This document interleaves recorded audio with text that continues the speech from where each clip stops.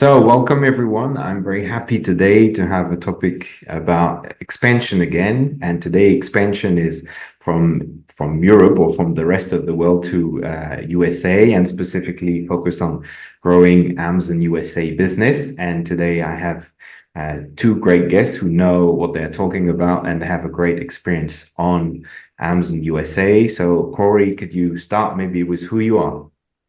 Yeah, thanks for having me, and really excited to be here to talk about this with your team. My name is Corey Apurian. I'm the CEO and founder of a company called DaVinci Micro Fulfillment. I've been in the supply chain, e-commerce, merchandising, supply chain tech space for over 20 years. I was one of Amazon's first dropship partners in 2004, and most major retailers' first integration for fulfillment. DaVinci Micro Fulfillment is a network of our micro fulfillment centers, a physical location network built on our proprietary technology designed to meet supply with demand and help brands have a growth engine to enable fast forward deployed inventory to deliver in same day, 1 day, 2 day on agnostic channels throughout the United States. Awesome, great. And we have our own Michael, like Amazon US specialist, Michael. Yes, thank you. I'm excited to be part of the webinar. My name is Michael Yanez. I'm the head of U.S. Business Development for e-Comas. I've been working for Amazon agencies for the last 14 years in different executive roles.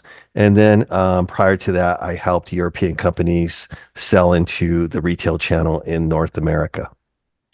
Great, awesome. And I'm Jerome. I'm the founder and the CEO of e-Comas, and I'll be conducting the discussion. So today, what we'll be covering is what's the opportunity? Why are we talking about North America? It probably sounds obvious, but we wanted to share some numbers and then go into, okay, what kind of challenges you need to be aware of before you go into the US, and a bit going into getting our hands dirty into what kind of expansion strategies, and then we'll open to questions. So maybe we can start first. Michael, I know you've prepared some numbers I'll show right now on what's your opportunity, what's the size of the prize with US e-commerce and US and specifically Amazon.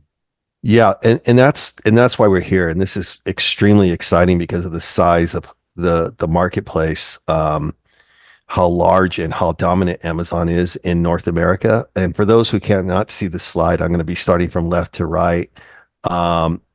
So Amazon is the second largest retailer in the US after Walmart, with annual sales, actually 2023 sales of $474 billion. To put that in perspective, Amazon EU was 51 billion, so 10 times the amount. So that's a serious number, folks. In the US, there's 167 or so million Prime members compared to 20 million for the rest of the world. So you can see how much of a dominant player they are. And then the average Amazon Prime member spends $1,400 annually on Amazon. And that was the last little pie on the slide here for those who are on the podcast. I do want to point a few other things out in terms of branding and marketing power of Amazon. So those are just some of the numbers in terms of how large it is, but it's also Amazon's extremely influential. They always rank in the top 3 as the most trusted company in America. More people start searching products in the Amazon search bar than Google. And also for products over $25, Amazon influences consumer purchase behavior 70% of the time, both offline and online. That's huge numbers. And I think one information here is very important is Prime members. And I think the Prime membership is a lot about like logistics and your ability to be able to deliver or to fulfill this promise of 1 day delivery. Maybe Corey, you could jump into that. It's like we see that Prime delivery is super important because those customers, there are lots and they spend more. Could you maybe develop a bit that? It's like how big and what does it take to be Prime eligible in the US? Is it the same as everywhere else in the world, or is it specific in the US?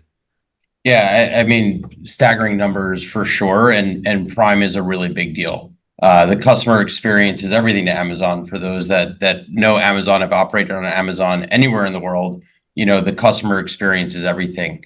Over 90% of Prime members opt into Amazon Prime for next day delivery. And there is over a 25% increase in conversion from non-Prime to Prime. And if you go from 2-day delivery with Prime to a 1-day delivery with Prime, there's anywhere from an 8 to 10% increase in conversion based on the category and data and drive time throughout the year. So Prime is really important.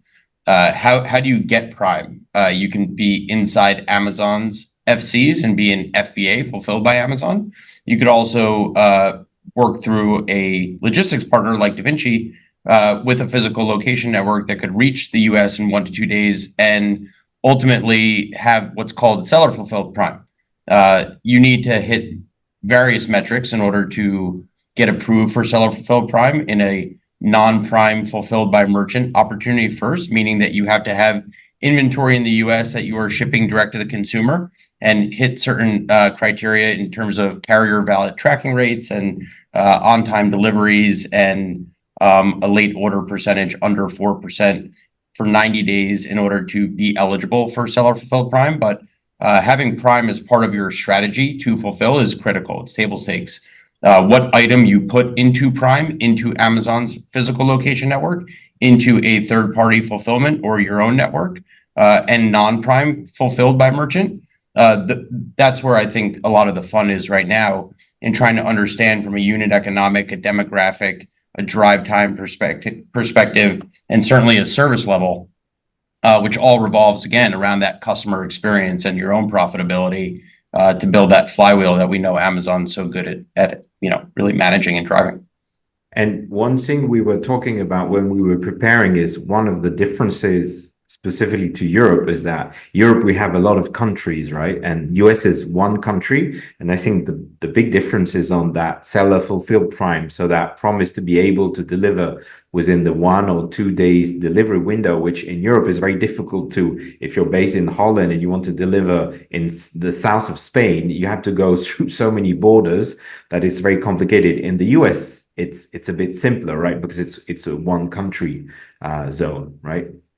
Yeah, absolutely. And I think from that opportunistic perspective, like the simplicity is definitely key, right? You have one currency, US dollars, right? You have one set of tax and compliance rules where there are different inter and intralogistic state tax regulations. For the most part, it is one rule, and there are technologies that help you with those regulations. And for Amazon, they take a lot of the heavy lifting out of that also and remit that for most states across the US. Right from the remittance and collect it from the consumers. Where I think, it becomes really interesting is, the logistics playing field. It's one country, multiple states, while there are multiple demographics within those states. And of course, those drive times do differ. Having the ability as a merchant to really focus on your business in terms of the customer experience, what items you're selling to Amazon, the logistics, the service level, your own profitability. Like that's what we build products for and what we operate every day for. So you kind of get to take the other stuff, the compliance details out of the picture, and you get to just focus on driving the business, which to me is the exciting thing. Awesome. And so based in a nutshell, we have a huge market.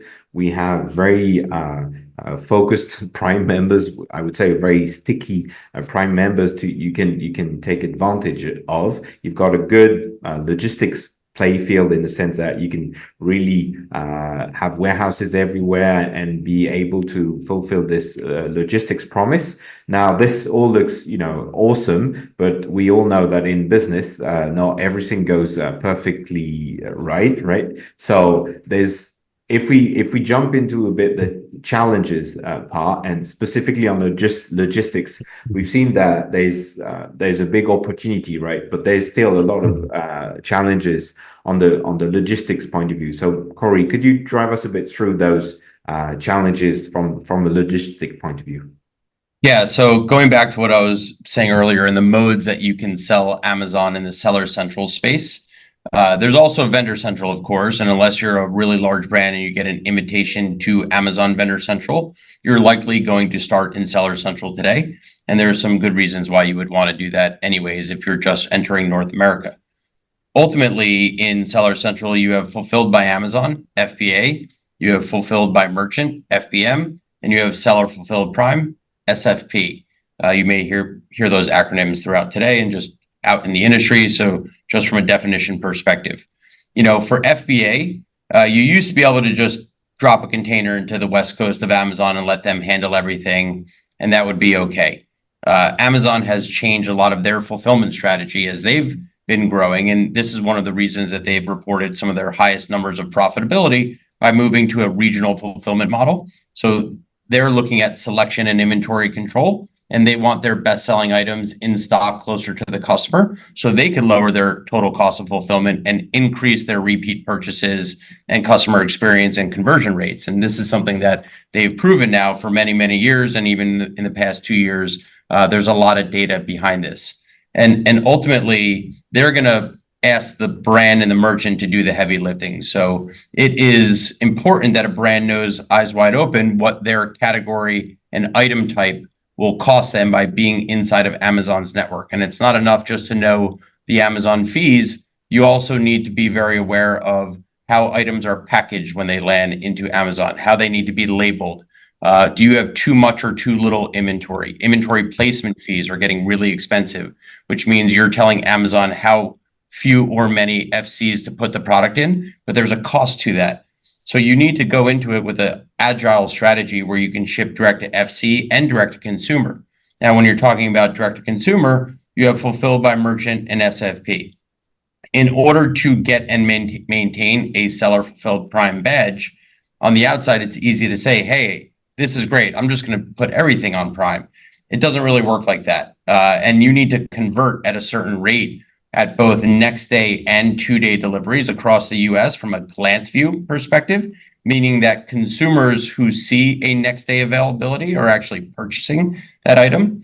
And if your item is under or over a certain dimensional weight, length by width by height, and the weight of the product, there are certain percentages of glance views that apply here for next day and 2-day. Additionally, you need a partner that can deliver to the entire United States in those 1 to 2 days.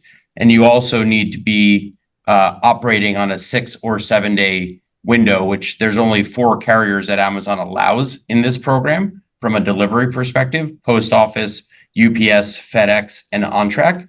And you need to understand the service level as well as how to maintain what's called the shipping templates and multi-location inventories within Seller Central to communicate this to the end customer and then deliver based on that promise date, at which Amazon calls this the delivery estimate accuracy. So there's a lot of complexity to this, and you really need the right physical location network and supply chain tech behind the scenes so that you can manage this in a somewhat automated way and then execute against that. I think, yeah. And what I hear, which is a very Amazon thing, it's very data driven, right? It's like how many percentage of your deliveries are within 1 or 2 days, how many glance views, how many, it's all about data, right? So you need to be really on top of your data. It's a larger country, but it's also like a much more competitive market in the sense because you have much more players. So you really need to be on top of your numbers, right? And know what are the key metrics and have an eye on that. Is that something you see a lot of brands are struggling with? Or how do people, what's the best way to look at it? Or what are the key metrics maybe you could say are important? Yeah, I would say that they are struggling with it, but what is even more critical that I think a lot of brands are starting to understand today is what assortment should be in FBA, what assortment of products should be fulfilled by merchant, what assortment of products should be enabled for seller fulfilled prime. And that is very much based on that dimensional weight, the category, the cube of your item. How expensive is it to land product into Amazon FCs? Are they turning at the rate that I need them to turn? Are they items that shouldn't be in FBA at all, i.e., a hazardous material item like hairspray or batteries or something like that? Is it a bundle, a variety pack of different types of beverages or snacks that I want to bundle? Is it a 2-pack? Obviously there's an inline versus online shopping behavior. I want to sell to that proper demographic in the US. I don't want a low value, low weight item is going to be more profitable in FBA, but if someone can just walk into a Walmart store and buy it, does it make sense for that to be on Amazon? Do I want something different to drive that experience and halo effect online versus in store? So there's no right or wrong answer across the board here. It's very category specific. It's very drive time specific. It's very merchant specific, but those are the questions that need to be answered first. And then the metrics of how you go achieve them on the operation side falls very much into place. And what I believe is quite congruent on that three-part strategy of what item you're selling versus where that inventory is placed and ultimately how you fulfill it. Awesome. And I feel that recently, profitability has been like the key questions, like raw material prices, energy costs have risen so much. Like I had the stat the last 18 months, like inflation in Europe was more than 8%, for example. It's like everything has increased so much. And even Amazon's fees and not always end user prices have gone up so much. So making sure you make a real profitability analysis of what, which solution you should take is super important. I have a question I'll take right now is what is FBA? So FBA is fulfilled by Amazon. Means when you put your stock inside Amazon and Amazon will be doing the delivery. So when you do FBA to correspond, you become Prime eligible. The other option is, we can call it FBM for simplicity, fulfilled by merchant, is when you deliver yourself to customers. And then this is not automatically Prime. You have to, like Corey said, you have to show to the system you've got this ability to deliver within 1 day or 2 days to get the Prime badge. If you have any other questions, we can get back to it. Now, I'd like to come back in terms of challenges a bit to the business part with you, Michael. I know there's a lot of things in terms of legal compliance and business in general. Could you touch on that a bit? Yeah, and before I do, I want to just talk about FBA and Prime. So you do get the Prime badge with regular FBA, and in North America, amazingly, Amazon will deliver in 1 to 2 days. So it is a nice strategy to have if you could do it. So there are two things I would like to talk about in terms of challenges. I heard the word profitability and complex. And then I'm also going to talk about the legality, but starting off with the fact that North America and Amazon is very, very competitive. And we are going to be talking about some of the strategies to overcome that. But I do want to talk specifically between the differences Amazon.com in North America versus the EU. Amazon.com is slightly more complex. There's a lot more tools, a lot of beta tools that you may not be familiar with. So it is quite complex and becoming more and more complex. So having somebody who's more familiar and versed in understanding how to manage Amazon.com is going to be extremely helpful. And not to mention the cultural differences. Obviously, you can't get the same SEO words that you're using, even for the UK, and just move those over. There's so many little nuances to understand about North America that are going to be completely different than the rest of the world. So those are just some of the few. I'm sure that I'm missing a million others, but let me move over to the legalities. Starting off with the good news. The good news is that you do not have to become an official entity in the US to sell on Amazon.com. And I'm specifically talking about Amazon.com here. Number two, we do not have VAT or VAT. So that's another nice thing. However, we do have something called Nexus. And any good partner that you choose should be familiar with how that works. Normally, you do not have to worry about it. But something that Corey did mention is that Vendor Central really does not exist any longer in the US. It only exists for very large and strategic accounts. Otherwise, we're dealing with Seller Central. In the world of Seller Central, Amazon does collect for the taxes for the majority of the states. So for all intents and purposes, you don't have to worry too much about taxes, but you have to worry about taxes. Again, I advise that whatever partner that you choose to move forward to enter the US, that they understand and could guide you on your tax obligations. The last one I could think about, there are some countries, because it is a consignment model between you and Amazon, that is Seller Central, that you just cannot ship product without having an importer record. Um, Kind of like 3PL and fulfillment services, where we partner up with Corey to provide a complete operational solution for our clients. We also have strategic partners for importer of record as well. In terms of like directly on the taxes, on the import of record, in terms of brand registration, trademarks, how important it is to get started in the US? Is it similar to Europe? Is it specific? Anything to note there? Yes. So your European trademark will help you get brand registry established, with the one caveat is that you would not be able to take advantage of any counterfeiting. If you did get the US trademark, then you get the whole shebang, which is going to be quite nice for those companies that do suffer from counterfeiting. Um, and Maybe, Michael, sorry, maybe you could explain what brand registry is for people who don't know what brand registry on Amazon is. Yeah, so brand registry is just proving to Amazon that you own that trademark for your brand name. Once you establish brand registry with them, it gets connected to your seller account, and then you have control over your content. You have control, and you get a lot of free marketing. You get an A+ page, you get a brand store. An A+ page is an enhanced item page. A brand store is a static URL, so it's your own store within Amazon.com, for example. Okay, thank you very much. And in terms of compliance, is there what's the key learnings, or like from far away, or like is there any categories where you need specifically to be careful in terms of e-commerce and Amazon? They would be the same ones as a US company going into Europe. Any topical type of item, you will have to upload all of those SDS forms into the Seller Central account. Make sure you have all of those. There are going to be some categories that you will need to show at the time of customs. Your clearance company will have to have those documents to show that you have become compliant for any FDA rules or laws that apply to your category in the US.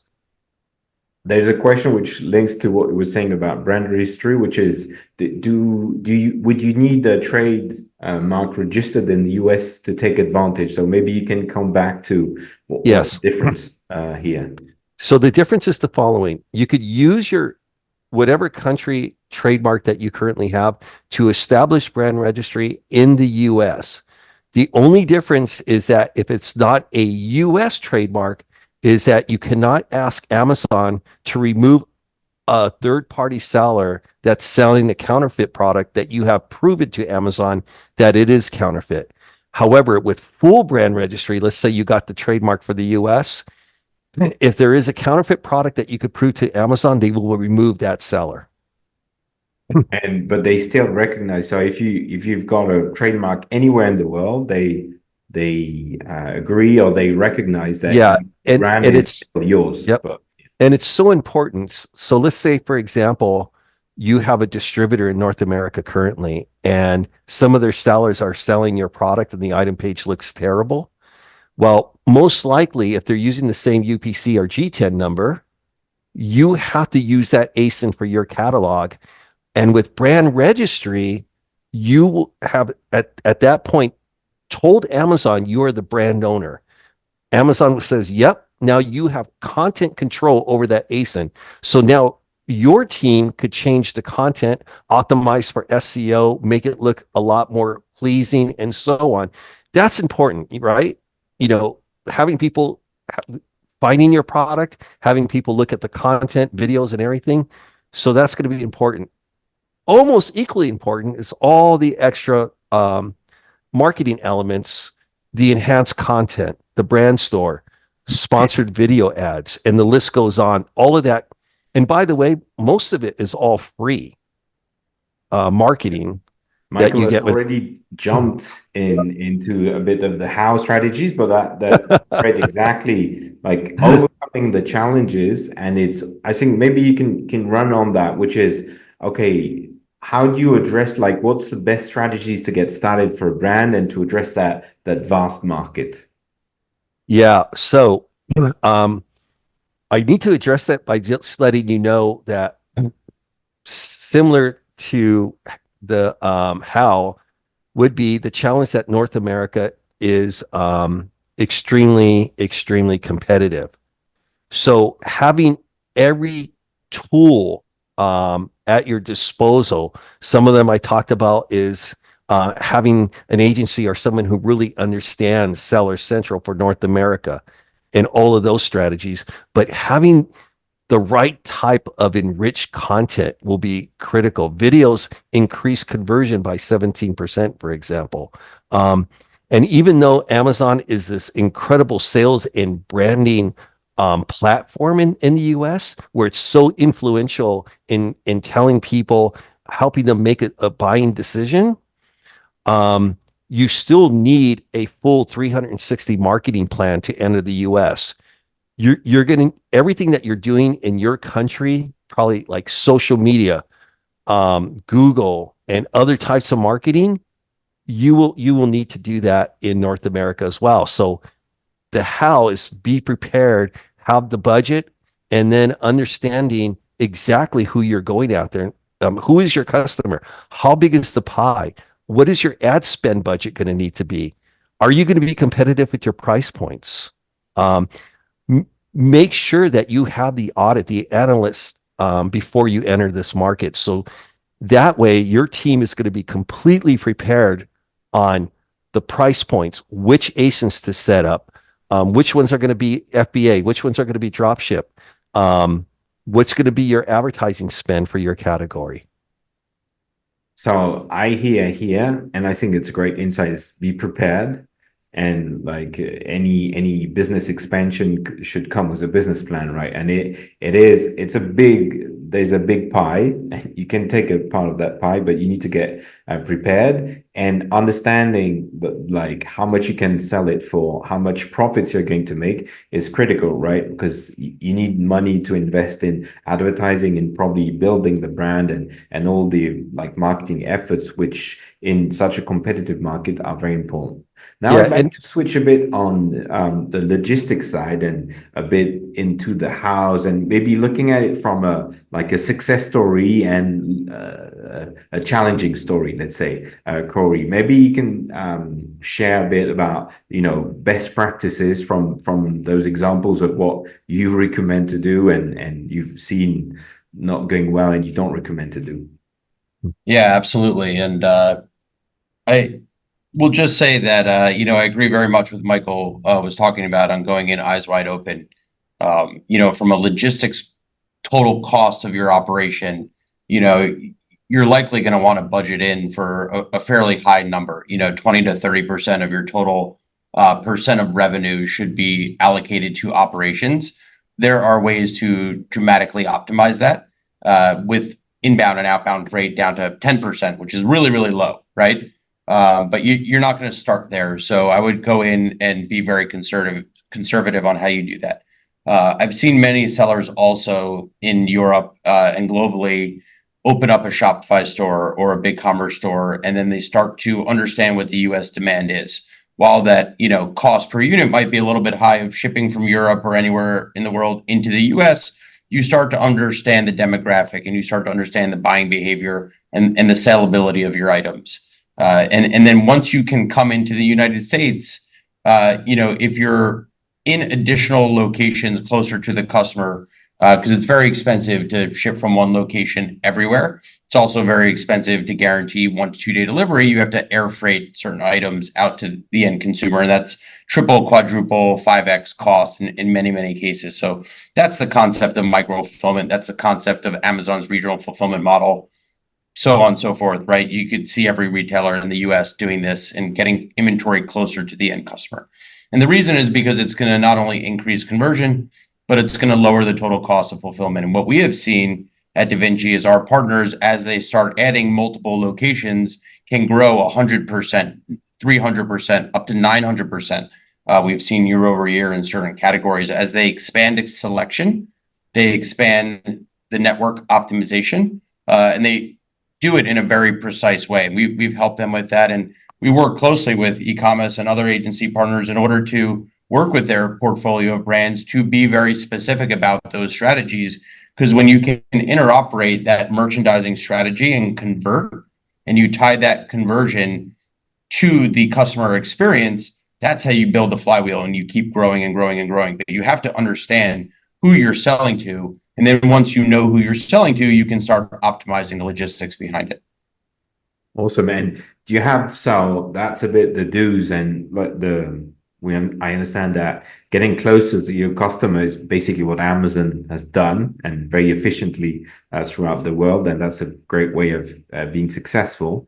Do you have like tips of don'ts, a bit of what you've seen or what you've helped brands maybe stop doing and doing differently? Yeah, absolutely. I think if you're entering the US, as attractive as just putting everything into FBA may look, I think that can be very punitive for brands. I agree with Michael, what he said. FBA is a very positive solution for your business. I will never discount that. But going in eyes wide open of what your cost structure is, especially today, because that has changed dramatically in 90 days, right? So the cost structure, the punitive nature of putting everything into FBA, the sheer logistics costs also of landing it in, using whether it's, Amazon's global transportation network or getting a freight forwarder to come do it yourself, that's very expensive and it could really hurt a brand. And if you don't know what you're doing with FBA or how to manage that case system, or your inventory is being tested out and there's too much inventory inside of Amazon's network, that can go really bad for the brand.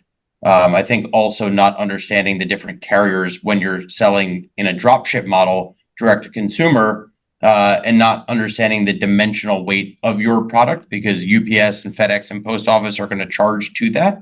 That can get very expensive, and there's certain items that might look attractive from a cost per unit or zone perspective with those carriers, but if it's over a certain length or width on a specific side of the box, and that goes for Amazon FBA as well. If it gets classified as oversized with either FBA or those carriers for the same reason, because the cubic capacity is something that both of those business models are measuring and monetizing for, but penalizing if it is taking up too much of their real estate, so to speak. So understanding what that is and being very specific about the partners who help you identify what that is really, really important. Otherwise, you can be paying double, triple, quadruple on outbound freight, parcel delivery to an end consumer that you may or may not have been aware of. So if I understand you well, the different models, so let's say FBA could really work well for one item because of its turn rate, like the fact that it's selling well, the fact that it's got exactly the right size ratio, or that in terms of the thresholds of sizes, it's really got the good like size and weight, and the fees are not too high. And maybe just another one because it's like an inch bigger or a centimeter higher, whatever, or a few grams more, that, and it's flying maybe less, that would be actually you would be saving money doing like direct fulfillment. Could that be a correct way of putting it? Yeah, that's exactly right. And I think there's a matrix you can look at, right? And you're not always going to live to the letter of the law on that matrix, but it's going to be a great guide. And there might be reasons why you wouldn't, right? Like something's selling really well, so you need to backup supply that with, fulfillment and FBA, or conversely, it's not selling well because a third party seller came in or a competitor and upset the price. So you have to be careful of what you're putting into FBA additionally to that, because your merchant ID only has so much cubic capacity available to you. So as a guide, there is a weight to cost of your item to cube of your item ratio that you can follow. That can be a really strong guide of helping you understand what works and what doesn't. And I do think that it is important to lead with some of your top selling items into FBA though. That all being said, because you want to build that halo effect on your brand. And if you can put the top 20% of your 80% of your volume into that prime ability, you're going to start to build that proper halo effect, start building reviews, start building demand on your brand and category. I very much like this approach of okay, it's not all one way or the other. It's like taking the best of two worlds and like finding the right spot and having the right partners in terms of marketing, but in terms of logistics and supply to find the best solution. One last question before we get in the Q&A is you talked about the glance views aspect, which is the number of people looking at the product detail page on Amazon. And you said that had an impact linked to your capacity or capabilities to deliver within 1 or 2 days. Could you explain a bit more that, because I'm not sure I got exactly what's a link or didn't. Yeah, absolutely. This is a little bit of a confusing context and topic, but in the trial program only for Seller Fulfilled Prime, Okay. Amazon wants to know before they give you that Prime badge, because again, this is about the customer experience, but this is also equally about their ability to drive revenue. And it's a little bit of the same concept of Amazon's too much or too little inside FBA, meaning you can get charged if you don't have enough inventory, so they're not selling enough of your item that they know customers want.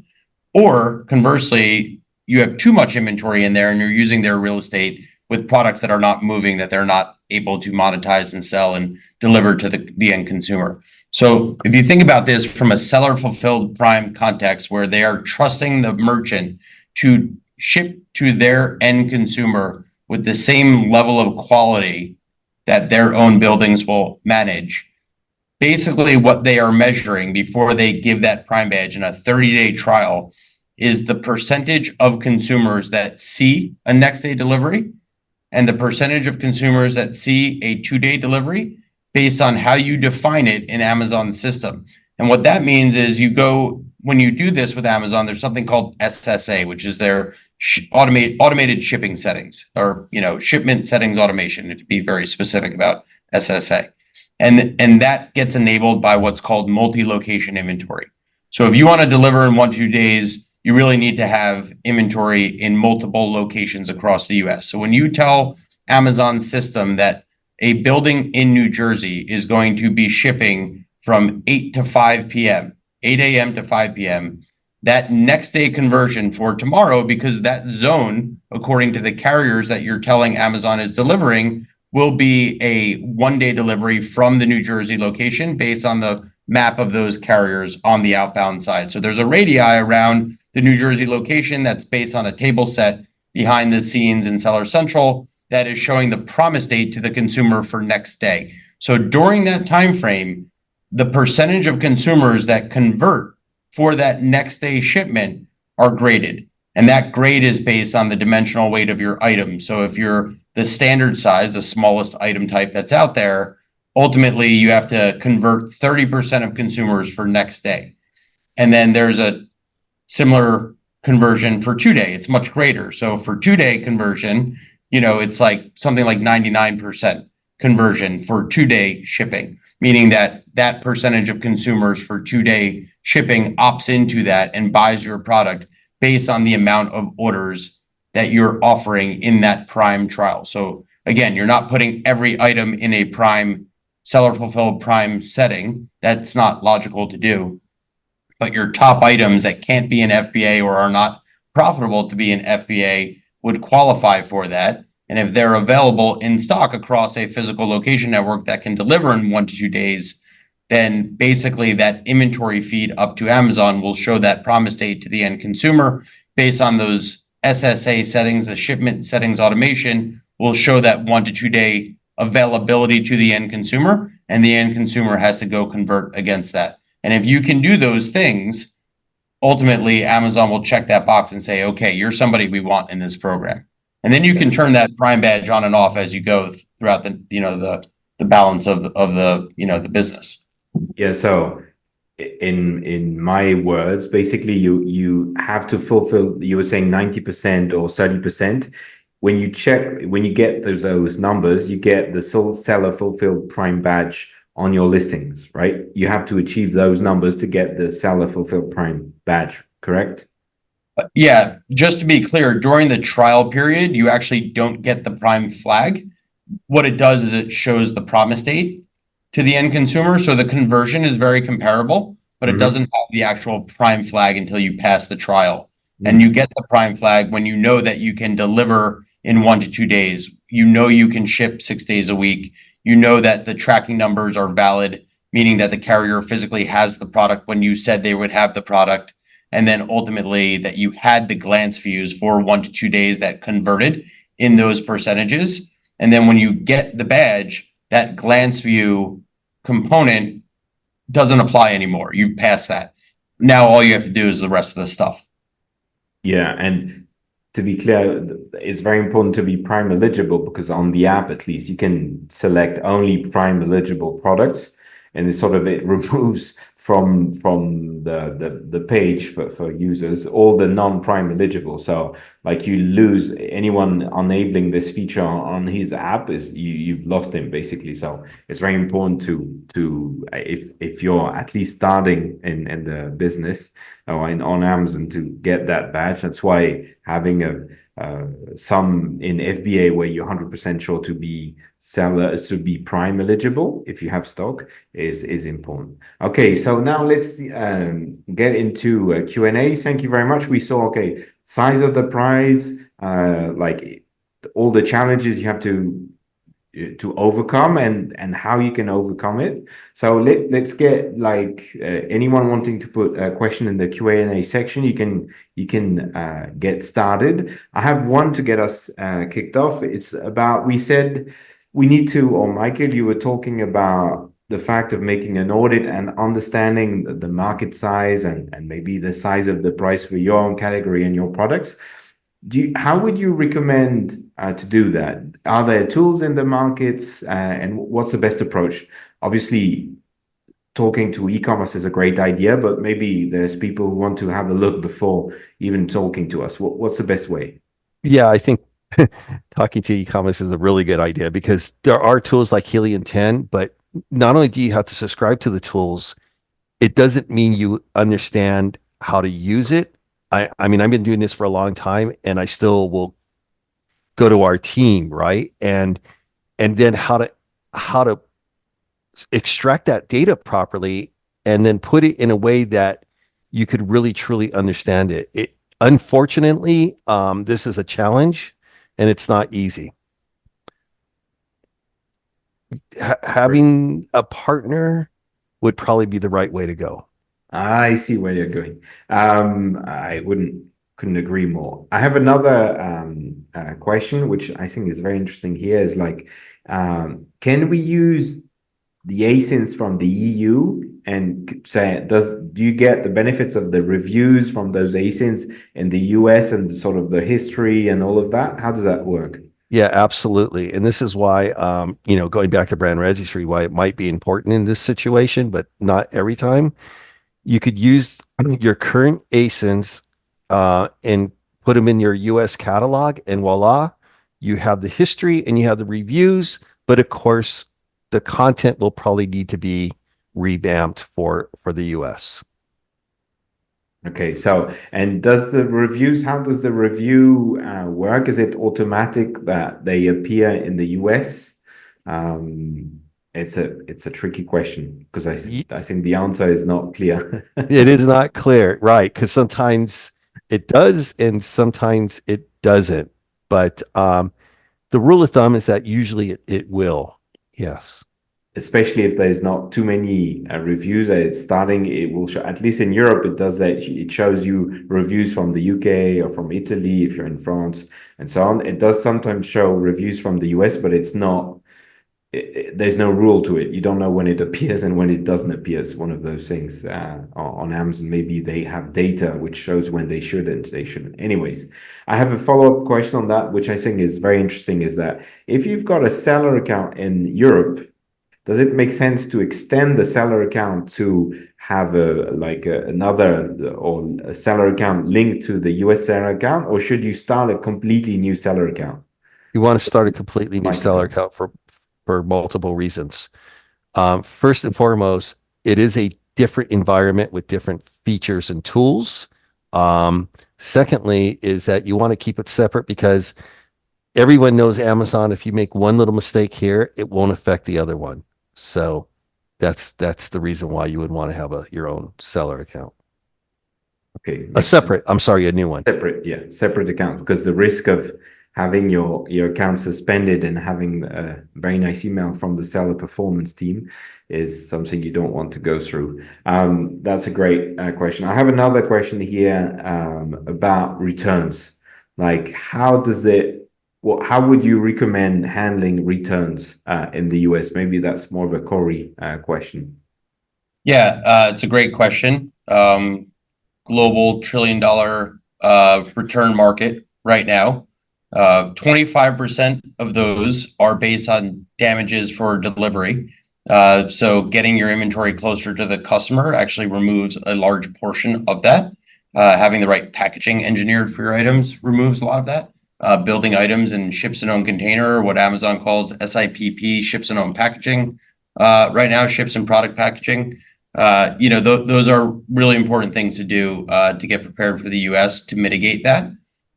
However, Amazon will allow you to have one return center in the US in Seller Central, so you can have a centralized location. But depending on the customer experience, the unit economics of your item, again, back to that dimensional weight component, and what the category of the item is, if it's an FDA item, you can't really do anything with that return. You have to throw it out anyways. You can't resell it once it leaves the building. So you might want to consider the damage and destroy component to it instead of making the freight companies wealthier, so to speak, in terms of getting them to just deliver to then handle again and throw out. So I think it's very category specific. It's very price point specific. And it also depends on the drive time, but meaning the time of the year. If it's holiday time, you might want to opt on doing the right thing for the customer experience, because that's going to affect your reviews and repeat purchases. And throughout the rest of the year, you could have a separate strategy. So you could interchange these things in Seller Central. You just need to understand the unit economics and the customer experience and make the decisions off of that. But there's optionality there. Great. Thanks, Corey. I have another question here from the group about logistics also. Is how can I reduce shipping costs and potential import duties for US customers when shipping from Europe? Yeah. So reducing shipping costs is based on, again, the item profile, but there is a direct correlation to where you place the inventory in the US and what carriers you're using to deliver. And if you want to maintain a Prime badge on Amazon, there are only 4 carriers through fulfillment that you can use. Again, United States Postal Service. You can only use the Priority Mail service, which is more expensive than Ground Advantage. They're cheapest. So you have to be aware of that. UPS, FedEx, and OnTrack. On the merchant fulfilled side, there's probably 50 different carriers you can utilize. They're just not Prime eligible.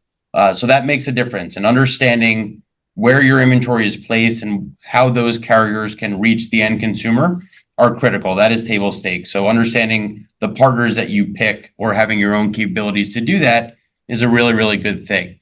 As a shameless plug for DaVinci, we built technology around this that helps us review those data sets and tell you what your unit economics specifically would look like and what assortment should be in FBA, FBM, or SFP. That's the tech that we developed. And those are things that we're happy to help anybody with, even if it's not a signed customer, just for general information. We're proud to do that and really believe in the value there. But ultimately, import, your HTS code is going to dictate the percentage of duty that you're going to pay. That's a static thing. There are components called Section 321, where if your item is under $800 and you have partners that have bonded warehousing that can bring inventories into the United States and manage that for you, you can bypass some of that tariff. You don't fully bypass it, but there's great benefits from a tax perspective in how you manage that. That's how the Sheins and the Temus of the world are getting around that. There's a lot of US regulation right now that will likely go away in the next several months to year, but right now that is an available way to do it. However, the way that you can reduce your further transportation costs inside the United States is by understanding what port you're coming into and how that is being handled from what's called the drayage perspective. So when it comes to the port in the United States and then lands to your final destination, there are different freight forwarders and partners that can simplify that and lower costs, but you can't necessarily lower costs on the tariff itself that's static by the category that you're operating. Makes sense. I have another question here, which I think is more for Michael. How is it with legal issue like laws for animal feeds, electrical products, etc.? Do I need to know the laws, or is there somebody helping? For electrical products, do we need to provide certificates like UL? So the easy answer to this, from my experience, is that your manufacturer, wherever the product is getting manufactured at, there is a very, very good chance that they are manufacturing a very similar product that's being shipped to the US currently. They will know what the compliance laws are. And if your product currently is not compliant for the US, they will make it compliant and then provide you other certificates. If they are not familiar with it, then yes, we will introduce you to companies that will walk your factory through that process. And then you would provide your Amazon team those documents for them to upload into Seller Central. Exactly. So basically, if your factory doesn't know about it, you can talk to part like players on the field, and we'll find either we have the answers or we have partners which will walk you through the steps. But I think you said earlier, Michael, that if there's regulations locally in Europe, most probably there are similar regulations in the US, maybe lighter regulations. I don't know of any examples where the US has got more regulations than Europe, so usually it's easier. But you never know. You have to check that for sure because you It's don't want usually to. easier, correct? Yeah. Well, I think we are. I don't know. One additional question is. I think this one is more for Michael. Is how does the advertising investment compare between Europe and the US? Should we prepare more budget for the US than in Europe? Yes, you probably should think about an additional 5%. Something I hinted on is also social media is very important here. So full funnel, well-rounded marketing budget will be important. And advertising is critical. Video ads, like mentioned, worked very, very well here. Something that you could participate with brand registry. So I would say a little bit more, but nothing too scary. Nothing too scary. I think that's the good words for the end. Thank you very much, Corey. Thank you very much, Michael. Thank you very much for everyone for attending or listening on the podcast. It was great talking about expansion into the US. We usually speak more about expanding into Europe, but now we've gone into talked about expanding into US. If you're interested, you can reach out to us. Corey, what's the best way to get in touch with you?